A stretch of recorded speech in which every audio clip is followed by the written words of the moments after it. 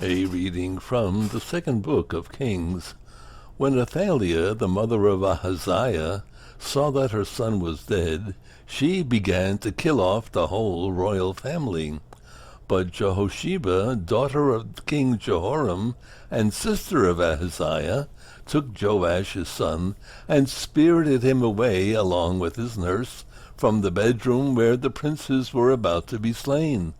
She concealed him from Athaliah, and so he did not die. For 6 years he remained hidden in the temple of the Lord while Athaliah ruled the land. But in the 7th year Jehoiada summoned the captains of the Carians and of the guards. He had them come to him in the temple of the Lord, exacted from them a sworn commitment, and then showed them the king's son. The captain did just as Jehoiada the priest commanded. Each one with his men, both those going on duty for the Sabbath and those going off duty that week, came to Jehoiada the priest. He gave the captains King David's spears and shields, which were in the temple of the Lord, and the guards with drawn weapons lined up from the southern to the northern limit of the enclosure, surrounding the altar and the temple on the king's behalf. Then Jehoiada led out the king's son, and put the crown and the insignia upon him. They proclaimed him king, and anointed him, clapping their hands and shouting, "Long live the king!"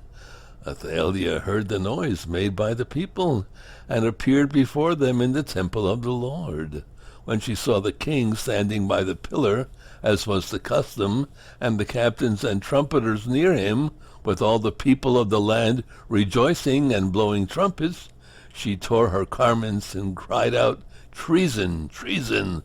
Then Jehoiada the priest instructed the captains in command of the force, "Bring her outside through the ranks. If anyone follows her," he added, "let him die by the sword." He had given orders that she should not be slain in the temple of the Lord. She was led out forcibly to the horse gate of the royal palace, where she was put to death.